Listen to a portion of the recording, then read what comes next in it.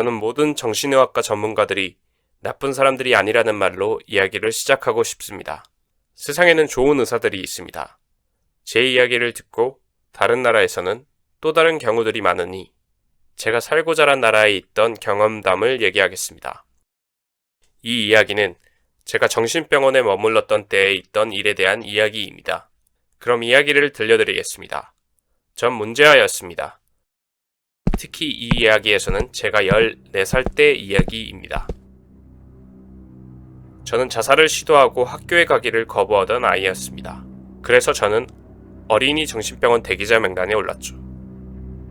반년 가까이 그 대기자 명단에 있었다는 사실이 위험한 신호였다는 걸 지금에서야 깨닫고 있습니다. 그 당시 저는 병으로 학교에 가지 않는 것을 이용했는데 학교에 가지 않는 6개월 동안 새벽까지 게임을 즐겼죠. 하지만 실제로 병원에 가기 위해 짐을 싸야 했을 때 저는 정말 가고 싶지 않았습니다. 6주 동안 외딴 곳에 있어야 한다는 생각은 저를 두렵게 했습니다. 눈물을 흘리며 병원에 도착하니 엄마가 여행 가방을 들어주셨습니다. 간호사들도 제가 여기에 있고 싶지 않는 걸 알아챈 것 같았습니다. 의사가 내게 물었습니다. 네가 오고 싶어서 여기에 온 거니?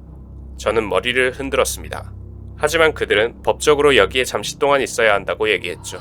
이곳에 오기 전에 부모님이 법원에 어떠한 변론이나 해명도 하지 않았기 때문에 여기로 오게 됐다는 것 같습니다.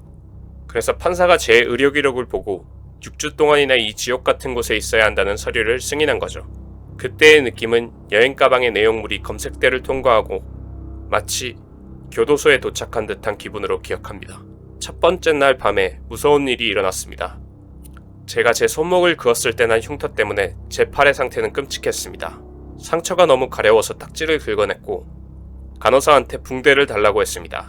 그들의 눈에는 내가 일부러 자해한 것처럼 보였던 것 같습니다. 14살 꼬마가 자해를 시도하면 어떻게 하시겠습니까? 누군가에게 도움을 요청하라고 말하겠죠. 하지만 여기선 저의 중요한 귀중품을 뺏어가는 걸로 그 오해의 대가를 지불했습니다. 엄마한테 받은 목걸이를 뺏겼습니다. 24시간, 독방은 큰 창문에 침대가 겨우 들어갈 수 있는 작은 방이었습니다. 화장실을 써야 한다면 간호사와 함께 동행을 해야 했죠. 제가 화장실에 갔을 때 간호사가 문 앞에서 보초를 서면서 저한테 말하더군요. 잘 지내고 있냐고.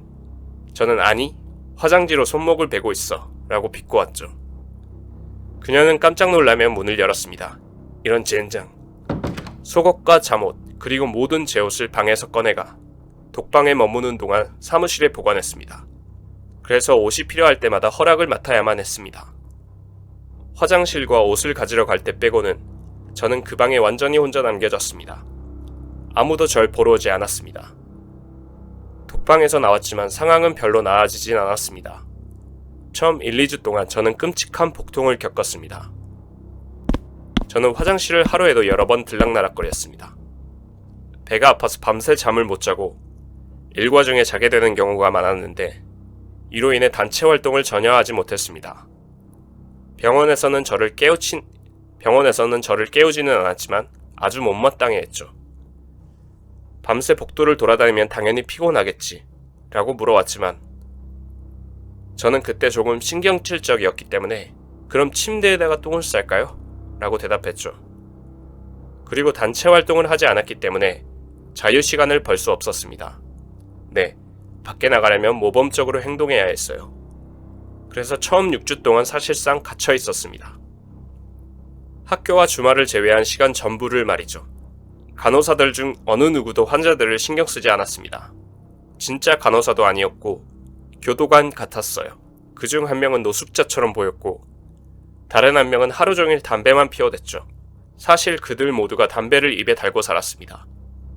그들은 온종일 담배 피우는데 시간을 허비했죠.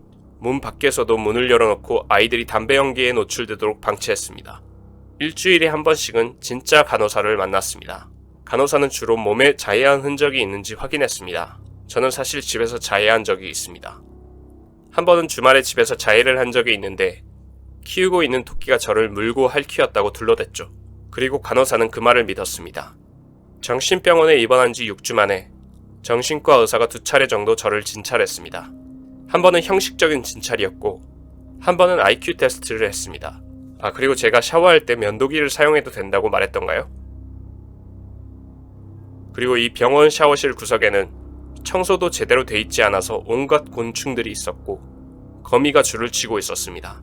정신질환으로 고생해본 사람이라면 정신 차려라, 아니면 그냥 극복하세요, 정신질환자에게 가장 도움이 되지 않는 말이라는 것을 알고 있을 겁니다. 그 시절에는 정말 그 말을 수도 없이 들었습니다. 거미를 몹시 무서워하던 또 다른 환자가 자신의 얼굴 바로 앞에 있는 거미를 보고 공황 발작을 일으켜 병실을 뛰쳐나온 사건이 있었습니다. 병원에서 그녀에게 뭐라고 했는지 들어보실래요? 아기처럼 굴지마, 그냥 거미일 뿐이야 라고 말했습니다. 제 룸메이트와 저는 결국 그녀를 돕게 되었지만 저희도 그냥 어린 꼬마일 뿐입니다. 하지만 더 황당한 일이 마지막 날에 일어났습니다.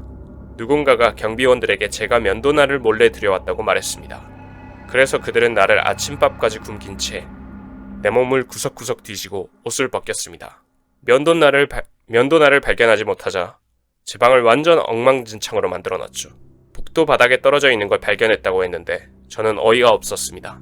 자해한 환자는 저뿐만이 아니에요. 사실 자해하지 않은 여성 환자는 단 한 명도 없었던 것 같습니다. 그 면도날은 환자 중 누가 몰래 가지고 온 게 확실합니다. 제 물건이라는 증거도 없었는데 병원에서는 그걸 제 거라고 간주했습니다. 팔에 아무런 상처도 없는데도 불구하고 24시간 동안이나 독방에 다시 갇혀 있었습니다. 그들은 독방에 아무런 신경을 쓰지 않았고 환자 중 누군가가 면도날을 문 밑으로 슬쩍 던져놨던 것 같습니다. 그래도 저는 정신을 바짝 차려야만 했습니다. 제 이야기를 듣고 있으면 도대체 부모님은 뭐하고 있었냐고 물을 수도 있겠네요. 어머니는 제가 밖으로 나갈 수 있다는 소식을 듣자마자 저를 그곳에서 꺼내주길 원하셨지만 부모님은 이혼을 하셨고 공동 양육권을 가지고 있었기 때문에 아버지의 동의를 얻어야만 했습니다. 아버지에 대해 얘기하자면 4년 넘게 대화한 적도 없고 제가 정신질환을 앓고 있어 도움이 필요하다고 생각했습니다. 그 병원에서의 제 마지막 진단은 자아도취 신경증이었습니다. 저는 그때 겨우 14살이었습니다. 그리고 지금까지도 그들이 어떻게 저에게 진단을 내렸는지 모르겠습니다. 저는 실제로 의사를 겨우 2번밖에 보지 못했습니다.